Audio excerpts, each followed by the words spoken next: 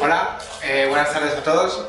Lo primero, daros las gracias por venir hoy a este espacio que tenemos en libros.com. Hace poco nos mudamos aquí, llevamos desde el mes de mayo. Y bueno, en este espacio, aparte de presentaciones, queremos que sea un espacio a todos vosotros, para todos los mecenas que hacéis posible nuestros libros. Ya sé que lo conocí, creo que es 2015, un verano, nos presentó Julián. Julián es uno de los socios de la editorial. Y Sergio acaba de publicar Obsidiana, si no recuerdo mal. Estuvimos tomando algo por tribunal o por Bilbao, por esa zona. Y bueno, quedó ahí la idea de cuando haga la siguiente parte del libro, contactaré con vosotros.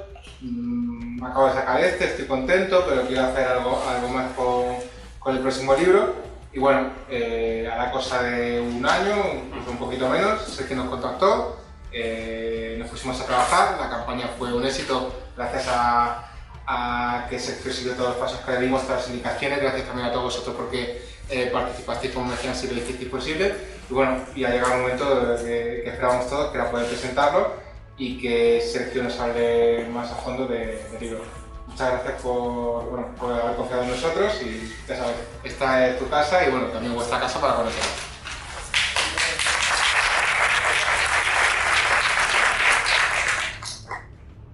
Bueno, pues yo también quiero daros a todos la bienvenida. Os agradezco que vengáis porque es julio, es lunes, debíamos estar todos en la piscina, entonces bueno, en principio es agradable veros a todos. Y también quiero deciros que gracias a todos cuando me apoyasteis, porque claro, cuando se os contó la historia de nada, te voy a sacar un libro, no hay nada, no os puedo enseñar nada porque no hay nada físico ni nada. Al final se reaccionó muy bien, se reaccionó bastante mejor de lo que yo pensaba, pero de calle. Y bueno, esa confianza, digamos, de no tener nada y aún así haberme ayudado, la verdad es que la valoro mucho y para mí fue un honor. Y bueno, en principio vamos a empezar, que no quiero que sea esto eterno. Y nada, bueno, en principio he dividido en 8 puntos la presentación. ¿Se me oye bien al fondo? Ahora sí. Ya que me estaban haciendo ahí como un... Vale, bueno, pues he dividido en 8 puntos la presentación. El primero es esto, sin más, el presentarme. Quiero hablar un poco de lo que es el proceso de crowdfunding, de cómo lo he llevado, de qué cosas ha habido que hacer, o de cómo, bueno, ya me ha contado un poco Miguel de cómo nos conocimos y todo este tema. Quiero también hablar un poco de la mitología celta, de una breve introducción para que veáis en qué se basa un poco, cuál es una de las piedras angulares del libro. Dentro de esa mitología hay una festividad de calendario, que es este de aquí, el calendario celta. Hay una festividad que es la más importante para mí dentro de este libro y personalmente para mí también, que es la de Samhain. Y quiero dar puntualizar un poco algo sobre esa fiesta. Y luego ya sería hablar un poco del contenido del libro, que no va a ser mucho porque no me gusta destripar la historia, entonces serán 4 cosas. Alguna curiosidad dentro del libro. La siguiente sería nombrar un poquito qué pasa en Obsidiana para quien haya cogido el pack. Y luego ya pues están unos agradecimientos y unas preguntas que queráis hacer y demás. Así que en principio solo me queda, pediros perdón por esto que voy a hacer, porque hace toda mi vida, desde que me conozco, llevo queriendo decir una frase y siempre la he estado diciendo, pero nunca con tanta fuerza como es hoy. Y es que yo he venido aquí a hablar de mi libro, como dijo Francisco Umbral, así que pues vamos a ello, ¿vale? Así que nada, bueno, el proceso de crowdfunding es, si nos gusta la lengua de Shakespeare, porque bueno, que somos muy puristas, pues se le puede llamar sistema de micromecenazgo. Y es un nombre que para mí tiene mucho valor o mucho potencial, porque digamos que nos retrotrae a esos mecenas de tiempos antiguos, como los Medici, que eran los que financiaban las obras de Donatello o de Miguel Ángel. Y fuera, o sea, dentro de nuestras fronteras, el propio conde de Lemos, que era el que financiaba a Cervantes y a Góngora. Pues lo que me gusta de este sistema es que no hace falta que seamos una familia rica, no hace falta que seamos gente adinerada. Simplemente siendo gente de a pie, que nos juntamos entre varios, podemos aportar un granito de arena, una gotita de agua, y al estar todos juntos al final hacemos un río con eso. Y es una de las cosas que a mí más me gustaba de este tipo de sistema de financiación. Para mí no es desconocido porque, bueno, porque en varios grupos de música, varios cantantes que a mí me gustan siguen este sistema para financiar sus campañas de su discografía. Y, por ejemplo, pues algunos son, que a lo mejor a alguien le suena, el Swan, por ejemplo, pues sigue este tipo de mecanismos. Entonces, me gusta bastante el hecho de que el fan tenga el fan o el que apoya al artista, tenga ese punto de cercanía con el artista, de cercanía con el cantante. Y aquí en libros.com tampoco soy nuevo porque, bueno, pues porque también he participado como mecenas en algunos de los proyectos que hay aquí y conocía un poco el intríngulis que tiene por dentro. Es verdad que, claro, ya cuando eres autor es un intríngulis más grande, más largo y que cada día tienes que estar más pendiente, pero bueno, es la verdad muy bonito. Bueno, iba a contar un poco la historia que ha contado Miguel Ángel, que cómo nos conocimos, cómo conocí yo hablando de libros.com, y fue una carambola muy bonita, que fue yo tiempo atrás me iba a haber ido como a Suecia y me iba a ir a Laponia y me iba a ir a... Y entonces pues me metí en Facebook, me metí en un grupo de españoles en Finlandia y allí pues yo pregunté a alguien que viva en Laponia y tal, y aparece un señor. Hola, vivo en Laponia. Digo, pues mira, ven, me vas a contar un par de cosas. Y justo a la vez pues acaba Obsidiana y dijo, me voy a meter en el mundo de las editoriales a ver qué es, porque esto sí que suena como un monstruo cuando te pones ahí a leer, porque solo te suenan las típicas y claro, las típicas no te van a coger, porque estas cosas pasan. Y entonces, claro, se apuntó que el chaval que yo había conocido en el grupo de españoles en Finlandia era el mismo que había fundado libros.com, que era donde yo había llegado cuando editoriales, digamos, paralelas o diferentes. Entonces, claro, ya con esa conjunción dije, pues esto tiene que ser una señal, si queréis llamarlo así. Entonces dije, bueno, pues vamos a... cuando vengas a España, quedamos, nos vemos. Y así fue como, bueno, pues como quedamos con Miguel Ángel, quedé con Miguel Ángel, quedé con Julián. Y hablamos un poco de cómo había ido mi primera, bueno, los primeros pasos con la escritura, con qué tal se vendió, qué tal mis sensaciones. Y la verdad es que, bueno, no se pudo llevar a cabo el hacer nada con ellos porque ya estaba hecho el libro, entonces al estar publicado ya pues no se puede hacer nada. Pero lo que les dije es lo que ha dicho él, que bueno, que ya, como tengo algo pendiente, pues si algún día lo llego a sacar, pues ya os contactaré porque me sucedería. Y aquí estamos. Entonces, bueno, pues... voy a hablar un poco de lo que fue el proceso de crowdfunding como tal, lo que fue todo el proceso que empezó un poquito antes de noviembre, a mediados de octubre, y acabaría como en noviembre o por ahí, o sea, a finales de noviembre, que es lo que sería la campaña y la pre-campaña. Y fue, bueno, yo llamé a Miguel Ángel para iniciar este periplo con ellos, y bueno, la verdad es que al principio era todo un gigante, muchas cosas aquí, muchos enlaces, y era como esto es un cisco. Pero nada, la verdad es que con entre llamadas, correos, al final estar pendiente del equipo de libros.com conmigo se hizo muy sencillo. Yo recuerdo no pasa nada, estamos en amigos. Al final yo me acuerdo de verme con el este gigante, y tenía que hacer una previsión de cuánta gente creía yo que iba a poder alcanzar como mecenas. Y claro, el otro día cuando digo, voy a preparármela, eché una vista atrás al y madre mía, o sea, di alguno, pero vamos, en comparación a lo que realmente he recibido, y por eso estoy muy agradecido a todos los mecenas que se han volcado realmente, ¿verdad?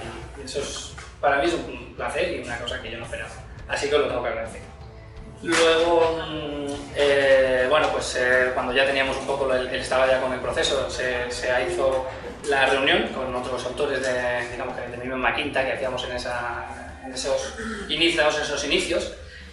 Y bueno, nos contaron que había que agrupar a los mecenas en círculos, que había diferentes formas de hacer un seguimiento de cómo estaba yendo la campaña, que cada enlace valía para una red social. Al final eran muchas cosas, pero fue, digamos, un mes un poco caótico, ese mes de buscar apoyos, y seguro que os he dado, con perdón, el coñazo, lo que no está escrito, pero era lo que también tenía que hacer en ese momento, así que bueno, pues yo no tenía otra opción. Entonces como ya digo, fue un mes muy dificultoso, pero muy bonito, y bueno, eso de hecho hay gente por aquí que sabrá que mis notas a lo mejor del primer tema, ¿verdad?, de programación no fueron muy buenas, pero bueno, el resto ya se fue despegando. Y nada, la verdad es que en principio la parte de crowdfunding se dio genial, se alcanzó el objetivo en un tiempo récord, porque cuando, claro, la primera vez que ves el dinero dices, no llego, ¿cómo llego yo a esto?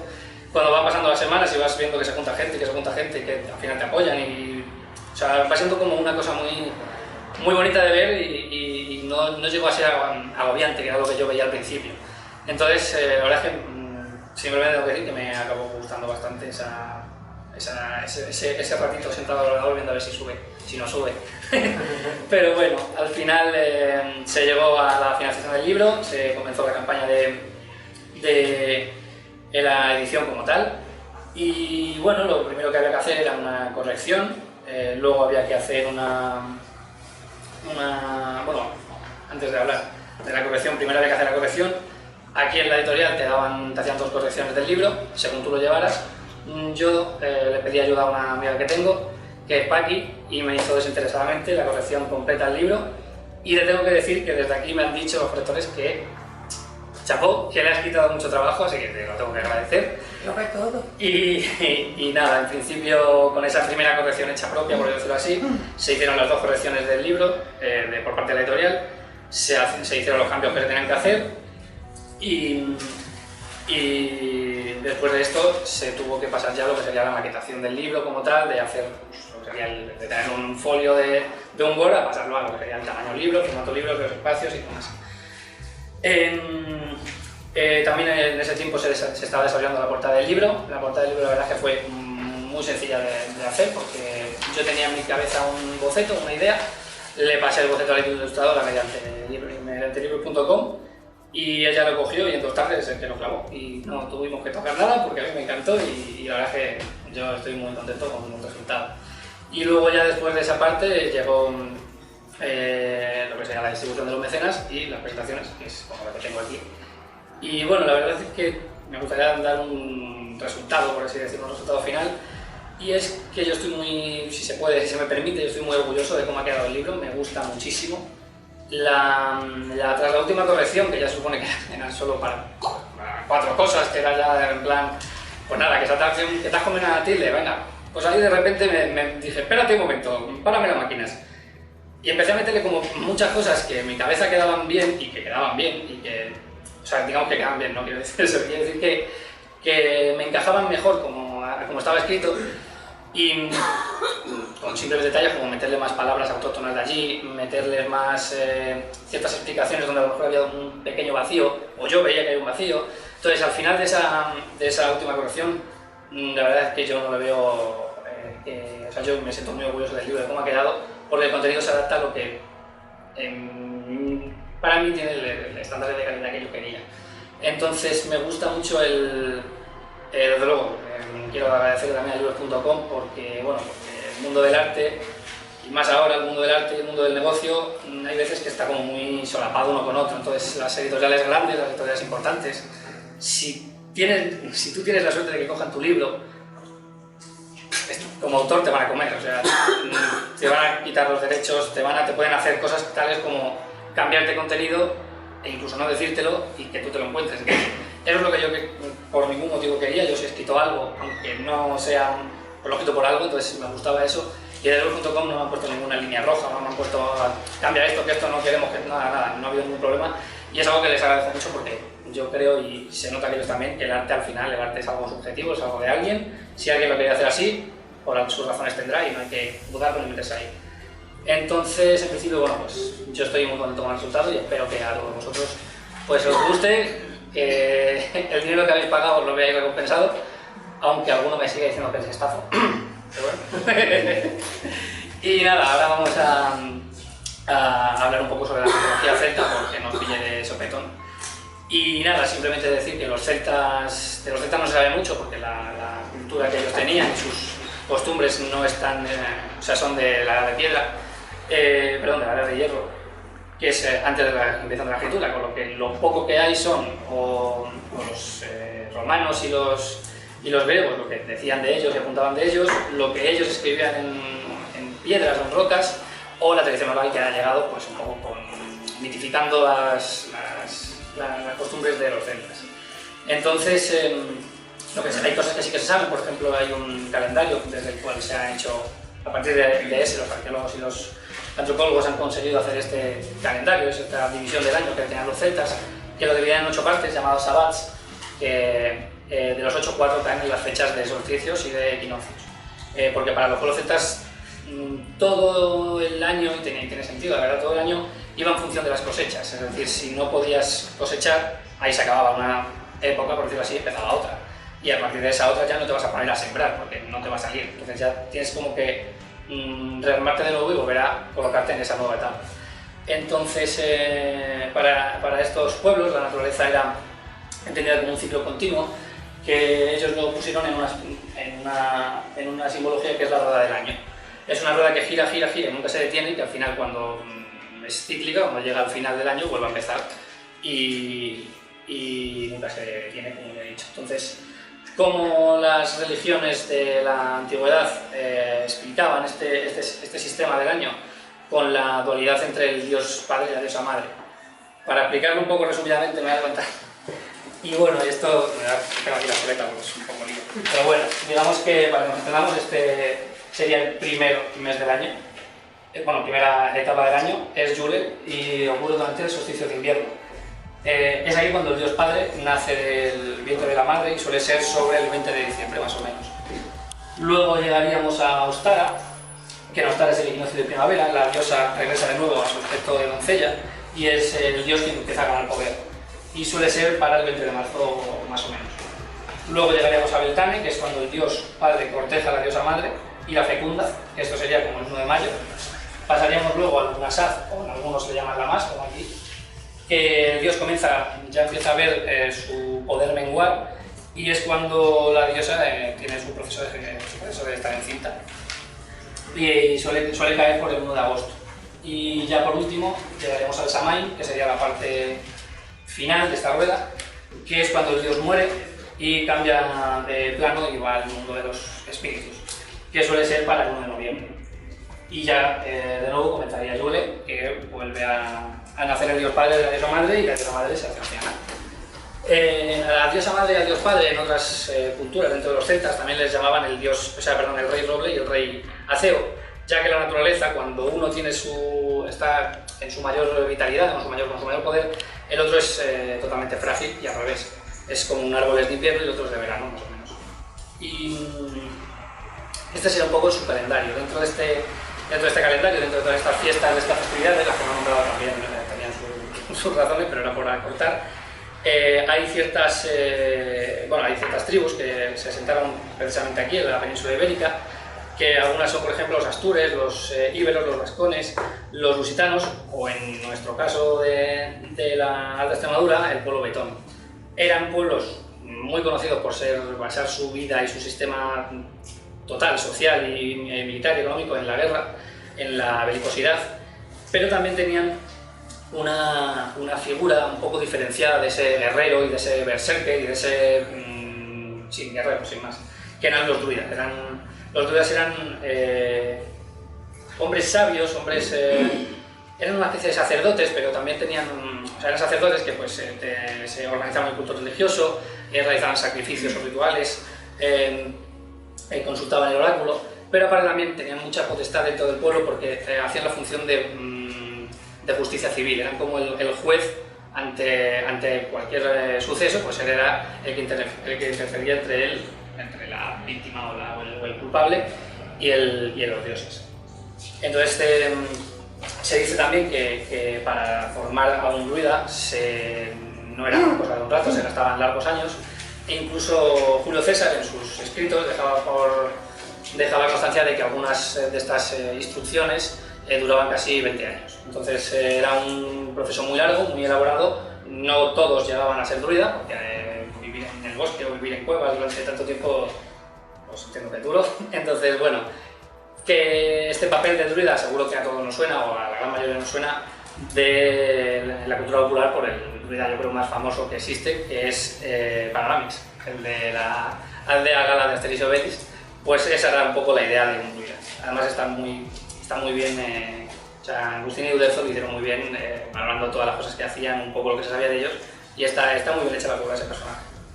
Luego ya vamos a centrarnos un poquito más, dentro de todo lo celta estaría el Samain, como ya os he explicado, y como ya se puede sobreentender, es una de las cosas más importantes que tienen en el libro, es una de las piedras angulares de la novela. Es uno de los Sabbath mayores y es el que da inicio a la etapa oscura del año, que es la llamada Samonios. Es el tiempo en el que ya se han recogido todas las cosechas, ya comienza el mes más frío, o sea, los meses más fríos, los meses más duros, los meses que hay que preparar un poco para estar en casa o cerca de casa y prepararse para la cara más dura de la naturaleza.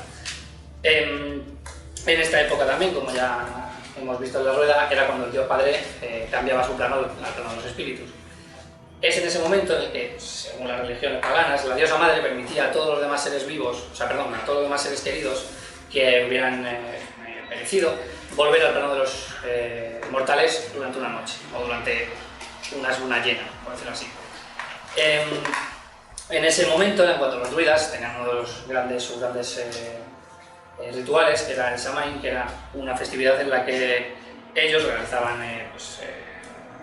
montaban grandes hogueras en el medio de la aldea, iban buscando casa por casa de los aldeanos castañas, sidra, hidromiel, cualquier alimento de la época para poder ofrecérselo a los dioses, y con eso, cuando caía la noche, se hacían grandes... Bueno, también se sacrificaba, por cierto, a los animales que ellos preveían que no iban a ser capaces de pasar el invierno.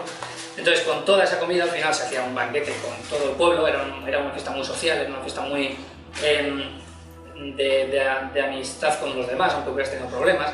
De hecho, aprovechaban esta fiesta para, si en todo ese año te había pasado algo malo, habías tenido una pérdida, te habías llevado mal con no sé quién, cualquier cosa, como para dejarlo atrás, porque la rueda no para y tú no te puedes quedar estancado en algo que te ha ocurrido, tienes que continuar igual que lo hace la rueda del año.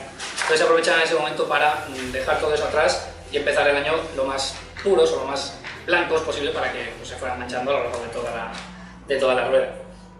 Y dentro del Samhain, una de las cosas más características que había después de esa cena, después cuando todo el mundo estaba saciado y ya estaba borracho, porque eso es así, se asaban castañas a la luz de la lumbre, porque las castañas tienen un olor muy característico, muy familiar para la gente de esa época. Entonces se suponía que así los seres queridos que estuvieran en el más allá, las almas, serían capaces de alcanzar antes la casa de sus seres queridos. Entonces se podía resumir en que el fuego de las velas y de las lumbres o de las hogueras era un poco la señal que les indicaba a las ánimas el camino a seguir para reencontrarse con sus familiares. El alimento y la bebida era lo que le daba la fuerza para no decaer y para poder reemprender el viaje de nuevo cuando tuvieran que largarse. Y los rituales y los sortilegios eran un poco ¿cómo decirlo? Le daban el calor para nunca sentirse que se habían olvidado. En este tiempo, es lo que es bonito de estas fiestas y de las fiestas celtas, es que evolucionan, quizá no queriendo, pero evolucionan y han llegado a nuestros días. El Samhain, por ejemplo, hay una muy conocida, quien sea gallego lo sabrá, el Magosto gallego es una celebración estándar del Samhain, o quien sea extremeño también puede saber que en el norte los calbotes, la celebración de los calbotes es el Samhain en toda su esencia. Quizá ya no se hagan las mismas rituales ni sortilegios, pero a efectos es lo mismo. Y sencillamente en estas fiestas se van a los montes con familiares, con amigos, se va con comida y se brinda con el pueblo, por ejemplo, se brinda con la gloria, es una bebida que luego tendréis por ahí para probar, o en Galicia se brinda con sidra recién fermentada. Uno de los grandes conductores que tiene el libro es la mitología y las leyendas de origen betón y celta, como ya os he explicado, y aparte también tiene mucho de folclore y del legendarium del propio autóctono de la Valle de Jerte. Vais a encontrar leyendas como pueden ser la del Gruñón, como puede ser la de la Mano de Oro, o como la Genti de Muerti, que seguro que más conocida es en Galicia, la Santa Campaña, también habrá también hay algunas tradiciones modificadas dentro del libro, como puede ser la tradición de los carramplas, de Piornal, y por supuesto en palabras y veces y hablas propias de las tierras extremeñas. Pese a haber querido que tenga todas esas mitologías y leyendas, al final algunas he querido que sean fidedignas a lo que se conoce, pero en algunas de ellas he tenido que, he querido tomarme la licencia narrativa de meterle otro simbolismo, otra historia, por decirlo así, para adaptarlas un poco al mundo que quería generar en esta novela. El otro gran hilo conductor, al igual que pasaba con Obsidiana, no lo sabría decir, pero bueno, igual que pasaba en Obsidiana, otro hilo conductor es la naturaleza, es el bosque en el que está viviendo el druida y en el que forma los valles. que yo creo que en la novela el bosque o los valles dejan de ser, o sea, se muestra más como un protagonista que va evolucionando a medida que Salazar, que es como se llama el protagonista, va avanzando en la historia, que es como un simple marco contextual de donde ocurren las cosas. Es un bosque que está repleto de secretos, repleto de pistas, pero que no son tan pistas porque son difíciles de entender hasta que no ha llegado el momento en que hilas las tramas. Y es un bosque al final que representa, o que intento que represente, como dice en Obsidiana, al planeta como el ser vivo que es y a la naturaleza que siempre tendríamos que tener presentes, que al final no es solo el marco en el que vivimos, sino que es lo que nos da cobijo, lo que nos da todo. Entonces, bueno, esa sería un poco la historia de lo que tiene el último Samhain. Me he preparado una pequeña sinopsis, pero creo que no la voy a contar. Porque es un spoiler, así que eso ya lo buscáis. Y nada, no, vamos a hablar directamente de las curiosidades. Que bueno, pues algo que yo creo que está claro es que está basado en el Valle del Jerte, que es lejos de que está en Extremadura, es totalmente diferente a lo que en la imagen, en el imaginario popular se tiene de Extremadura, esas grandes dehesas, esas encinas cargadas de bellotas, esos cerdos por ahí pasando. Cerdos hay en las cuadras, en el Valle del Jerte, y poco más. Lo que tienes es un auténtico vergel de robledales, de castaños, de alisos, hay arroyos a cada paso. Entonces, ese paisaje, lo único que me obliga a mí es a sentarme, dejar el macuto y ponerme a escribir, porque es algo maravilloso de ver y me gustaría que intentarais, o que os intentara meter en la cabeza cómo puede ser a partir del libro. Muchas de las localizaciones que hay en este libro existen en la realidad, otras existen pero están modificadas de alguna manera, y hay otras que directamente pues, me las he inventado, porque también puedo hacerlo. Y entonces, por ejemplo, las poblaciones que salen en el libro, esas existen en la realidad y son exactamente como dicen en el libro. Y estas son, pues, Baendal, que sería Jerte, el pueblo de Jerte, y Las Cadenas, que sería Tornabarcas. Esas son, he intentado que sean lo más fidedignas posibles a lo que serían el pueblo en sí, con sus arquitecturas autóctonas y con esa esencia, digamos, de pueblo antiguo, por decirlo así. Además de los pueblos hay otras localizaciones que también existen en la realidad, como son el Templo de las Ánimas, que realmente es una ermita que está derruida a las afueras de Tornavacas, en las Dunas de Piedra, que a lo mejor estas sí las conocéis, son la Garganta de los Infiernos, que son los pilones, unos canchales de roca totalmente lisa, que por donde va, es como un aquapark de la naturaleza, porque te puedes subir arriba y bajas abajo sin salir del agua, entonces es bastante entretenido. O la Garganta de Santuario, que sería una pequeña garganta que hay al lado de mi casa en el pueblo, que es la Garganta de los Hoyos, que es un salto de agua, poco más, pero a mí me da la vida, ¿verdad?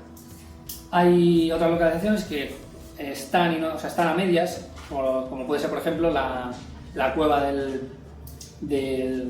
la cueva final del libro, por así decirlo, la cueva donde está el claustro. Esa cueva realmente existe, solo que sin el claustro, claro, y es la mina de wolframio, una antigua mina que se usaba para extraer el wolframio de la roca, que está en Puerto Tornavacas. Y otra que existe en la realidad dentro del libro, pero no está en la posición donde yo le marco, sino que está más abajo en el valle, sería el Castaño Milenario, que en las casas de Castañar hay una ruta que de hecho es muy bonita, que es la ruta de los castaños milenarios. Son unos cuantos castaños que son muy, muy antiguos y que la verdad te metes ahí, es como meterte en un mundo mágico por los árboles que hay, son increíbles. Bueno. Y luego, para acabar, hay localizaciones que no existen directamente, como son el Dolmen de Lonatos, pero que a mí, especialmente esa, me encantaría que existiera, porque me pegaría muy bien. Pero no todo es así de bonito. Entonces, bueno, aparte de las curiosidades que hay en el libro, dentro del libro hay un símbolo por la parte de atrás, que es esto de aquí, que tiene varios símbolos, tiene varias letras extrañas. Esas letras están escritas en el alfabeto Futar, que es el alfabeto rúnico más antiguo del mundo. Es un alfabeto que sobre todo se expandió por la parte de Escandinavia, lo que ahora es también Alemania, los pueblos germanos y los pueblos nórdicos eran los que utilizaban sobre todo esas runas. ¿Qué les hace diferentes a estas letras? Que aparte de escribir, no era mucho de escribir, porque ya hemos dicho, la escritura todavía no se había inventado, utilizaban estos símbolos como propias señales. Dentro de cada símbolo a lo mejor significaba la letra A, pero también significaba la palabra caballo. Y la palabra caballo te indicaba que ese sitio eran buenos pastos para hacer crecer para llevar tu ganado.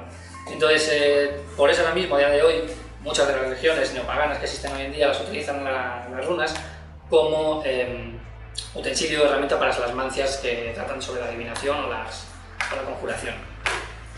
Por último, como curiosidad, me gusta decir que a mí me encanta meter simbología en el libro, símbolos en el libro, o como, no sé cómo decirlo, como toques que a lo mejor no, si te enteras lo ves, si no, no lo ves, no pasa nada, y hay algunos que de hecho no están puestos ni para que nadie los pille, son para mí, y el último Samhain no iba a ser menos. A mí, por ejemplo, hay cosas muy sencillas como las dunas de piedra que antes hemos hablado, no tienen muchas dificultades porque es, cuando tú ves la típica foto de los pilones, son como dunas de piedra, dunas de desierto, parece un desierto en el que cae el chorro del agua. Hay otras un poquito más complicadas, como puede ser por qué a Baendal le llamo Baendal, porque Hertel le llamaba Baendal, y eso es porque Baendal es una derivación de Blaendal, que Blaendal en gaélico escocés significa depósito, y no tiene nada que ver, hasta que me cuente, pero depósito es el sitio en el que a mí más me gusta estar de mi pueblo. A lo alto en media montaña hay un depósito abandonado, desde el que se ve todo el pueblo, los tejados, el campanario, se escucha todo. Si no hay coches ni hay ruido y están de fiestas, eso ya es... Te puedes ir de arriba tranquilamente. Entonces, como homenaje quise llamar al pueblo como ese lugar. Por ejemplo, también, pues otro símbolo ridículo, pero que a mí me gusta poner mucho, es por ejemplo esta presentación, podría haber sido 5 puntos, 6, 10, he puesto 8 porque son 8 los sabbats que tienen un calendario celta. Y hay otros, por ejemplo, que eso sí que no, son más complicados, que por ejemplo todos los nombres tienen un significado, no hay ninguno puesto al azar, no hay ninguno puesto porque es bonito. Por ejemplo, todos los lobos tienen nombres que son originarios de los nativos americanos. Todos los centauros tienen nombres en gaélico. Pero yo os recomiendo que no busquéis los significados porque digamos que el nombre, si descubres qué significa, te da un poco hacia dónde va a ir ese personaje dentro de la historia. Por lo que, como se dice en mi generación, si buscas el nombre y te encuentras el significado, te vas a poner un spoiler que no lo vas a querer. Entonces yo os recomiendo que no busquéis nada de eso.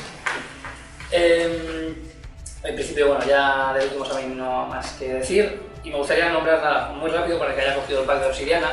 ¿Qué es Obsidiana? Obsidiana nace en 2014, es un libro que autopubliqué, como ya creo que hemos dicho, y es mi punto de empiece con la literatura, vamos a decirlo así, sin que se me quede muy grande el pero bueno, con la escritura en general. Es un libro para mí más suave de leer, es un libro que o sea, aquí te encontrarás la continuación cronológica de lo que pasa en el último Samhain. La novela comienza 60 años después de los sucesos que ocurren en el último Samhain, con la llegada de un joven Rastafari a un bosque que desconoce.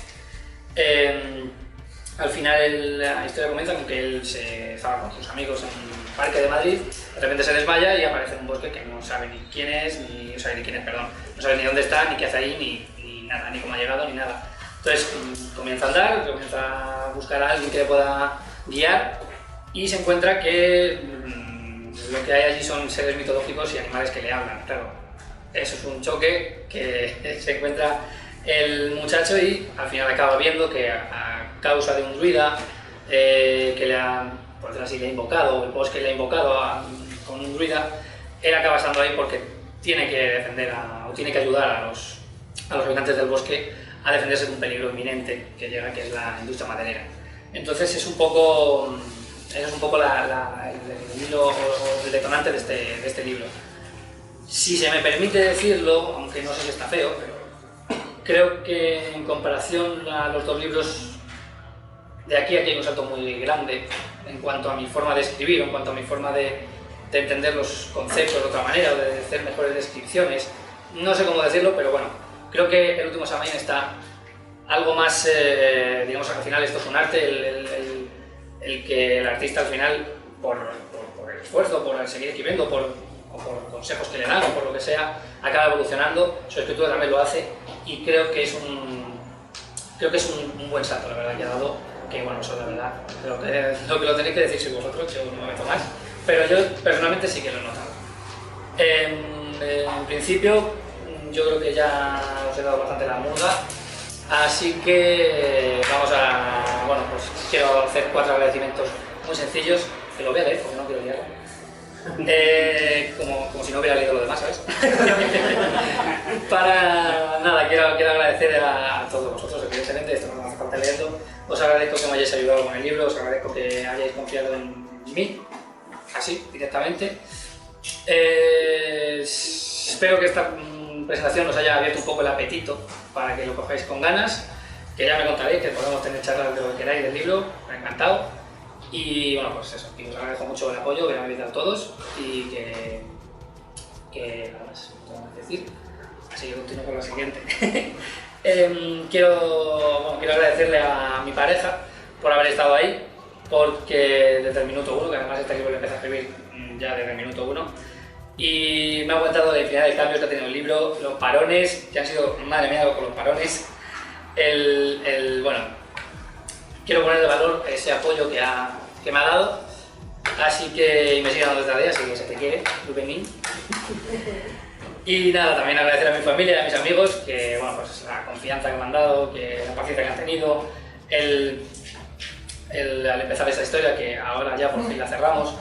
Quiero que el libro, la verdad, os transporte un poco a ese Valle del Jerto para que lo conozca y para que no, que os haga un poco la idea de lo que podéis encontrar si vais. Quiero también, otra vez, aunque ya lo haya dicho, me apetece, quiero volver a agradecerte, Paqui, los consejos.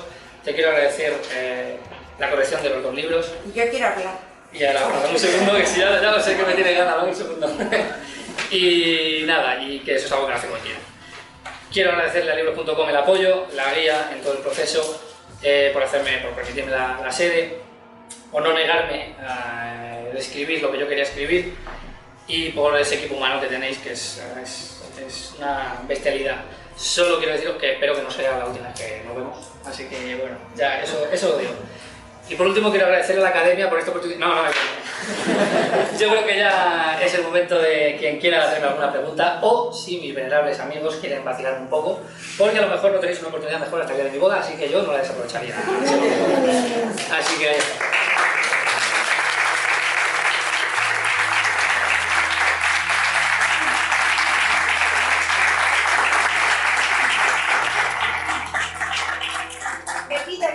Por favor.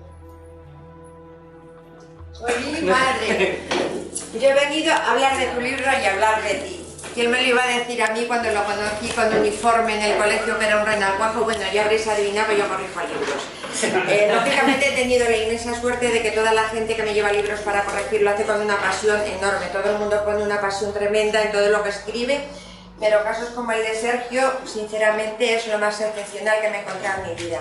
Se ha adelantado, yo creo que tenemos ya, a base de hablar, hemos llegado a un punto de compenetración tremendo, y voy a intentar ser muy breve, pero son cosas muy importantes lo que voy a decir. Y muchos de vosotros, cuando leáis los libros, os vais a acordar de lo que os voy a decir ahora. En primer lugar, el salto de Sergio ha sido brutal. Sergio es una esponja, es decir, es un tío súper trabajador, con unas ideas muy claras, que se pasa muchas veces, incluso me llega a discutir a mí las normas académicas a las que hacía el academicismo este puro y duro literario, porque cada uno defiende también su trabajo con pasión. Y yo voy a empezar por una pregunta que hizo alguien una vez, preguntando a través de Facebook cómo había que leer los libros. A ver, Sergio, con toda su humildad, lógicamente dijo, a ver, el libro empieza mi primer libro es Obsidiana, cuenta la historia, luego ya es El último Samhain, pero realmente debería leer primero El último Samhain porque es el primero. No, las cosas no son así.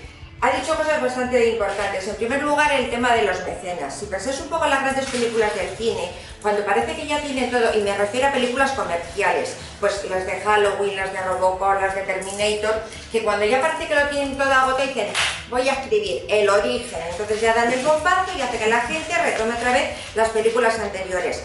Pues este chico que tenéis aquí, sin saberlo, lo ha conseguido con sus libros. Con lo cual, a lo que os digo de que os leáis primero El último Samhain y luego Obsidiana, no le hagáis ni puñetero caso. Desde el punto de vista profesional, este libro y este libro son 2 obras de arte. Y os digo, este libro tiene la suficiente autonomía, él solo, para que lo leáis y no necesitéis de este para nada. ¿Qué ha conseguido con eso Sergio? A ver, Ahora nos estamos viendo aquí, que es un espacio pequeño, estamos 4 personas, las personas que lo queremos. Pero yo os aseguro que para el próximo libro nos veremos en un espacio mucho más grande y el público se multiplicará. Y os voy a decir por qué. Cuando Ken Follett publicó Los Pilares de la Tierra, me imagino que alguno de vosotros lo habréis leído, cuando yo empecé a leerles, dijo, caramba, verdaderamente, aparte de que, bueno, el lenguaje es fabuloso, el traductor es de puta madre, perdonadme la expresión, pero lo que me llamó la atención es la arquitectura del libro, es decir, tiene una capacidad de enganchar capítulos como pocos autores. Con estos libros pasa exactamente lo mismo. Es una persona muy humilde, no lo va a reconocer nunca, yo tampoco se lo he dicho a él para que no se crezca, absorbe todo como una esponja y luego también, otra de las cosas que ha dicho, la presencia de Vicky en su vida ha sido fundamental. Ha vivido el libro con tanta pasión como él, incluso con la pasión superior que te da el amor a alguien. Os lo digo porque cuando vosotros empecéis a leer, y os recomiendo que empecéis a leer primero Obsidiana, os va a parecer una obra maravillosa, que lógicamente tiene entidad propia. Es un libro, lo vuelvo a repetir porque es cierto, es una obra maestra en sí mismo. Y cuando leáis El último Samhain, os vais a dar cuenta de que hay cosas del primer libro que van a venir a vuestra memoria y os van a entrar unas ganas tremendas de volver a releer otra vez. Yo espero que Sergio, con esto, es como si hubiera cerrado un círculo literario perfecto, es decir, no necesita una tercera parte como la gente que se empieza a hacer. Yo sé que alguien, a ver, cada uno tiene sus gustos. Desde mi punto de vista, cuando Ruiz Zafón empezó a hacer trilogías, yo creo que se equivocó. Y os digo desde un punto de vista profesional. El primero te sale muy bien, en el segundo y en el tercero a lo mejor patinas. Esto es un círculo literario perfecto. Y os repito, que cuando leáis los libros os vais a dar cuenta y os vais a acordar de mis palabras muchos de vosotros. Con lo cual vuelvo a repetir, empezar primero por el primero que escribió Sergio, es decir, Obsidiana, retomar luego El último Samhain y os vais a dar cuenta de que es una historia maravillosa, vivida con una pasión, con una fruición, con unas ganas de escribir, de comerte el mundo, de darlo todo, que ojalá y hubiera más gente como él. Y os vuelvo a repetir, corrijo libros de gente que escribe con pasión, pero con esponjas tan humildes y tan grandes como Sergio, ninguna. Estoy emocionada y estoy súper orgullosa de estar aquí y lo que siento es que mi hijo no esté para estar disfrutando este momento, pero te juro que la próxima estará y habrá mucha más gente aquí, Sergio, porque te lo mereces.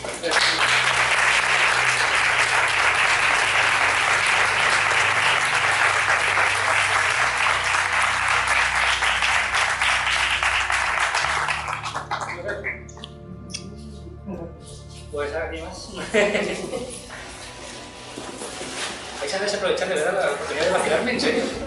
Porque tú crees que ves el libro porque yo no veo de piedad, ¿eh? Tú lo has visto. A ver si con más gente. A ver si con más gente. Cuando sea por streaming, ¿no? Esto me la tengo que pero... En principio, ¿se lo ha pagado? ¿Se lo ha pagado? Pagar, sí, creo que ya. Vale, pues nada, pues por mi parte aquí acaba la presentación. Quiero recordar a los mecenas que me han pillado el libro que arriba lo podéis pillar. Si queréis comprar otro, que alguien que no tenga, lo podéis pillar arriba. Y allí en la mesita del fondo hay preparado algo para picar. Y hay lo de las. Bueno, una no sale en el libro, pero es como la más autóctona de mi pueblo, que es la Gloria, que está allí para que echéis un chupitillo y lo probéis. Y también la hidromiel, que sí que está en el libro, que es una de las bebidas más famosas de los celtas y de tiempos antiguos. Así que bueno, que tened cuidado porque tiene alcohol, así que... Y las tortillas de tu madre que son... Y las tortillas de mi madre, que eso es